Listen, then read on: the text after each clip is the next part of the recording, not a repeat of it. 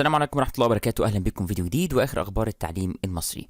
بسبب سوء الأحوال الجوية تعطيل الدراسة في معظم أنحاء الجمهورية وجمهورية مصر العربية، والمحافظات اللي هيتم تعطيل الدراسة فيها ومش هيكون فيها دراسة سواء في الجامعات أو في المدارس أو السنين اللي قبل الجامعة سواء ثانوية أو ابتدائية أو إعدادية هي المحافظات التالية: محافظة دمياط هيكون السبت والأحد ما فيهاش دراسة، كفر الشيخ كذلك سبت وأحد، الإسكندرية هتكون يوم السبت فقط، مطروح سبت وأحد، البحيرة سبت وأحد، والدقهلية سبت وأحد، ومحافظة بورسعيد السبت والأحد.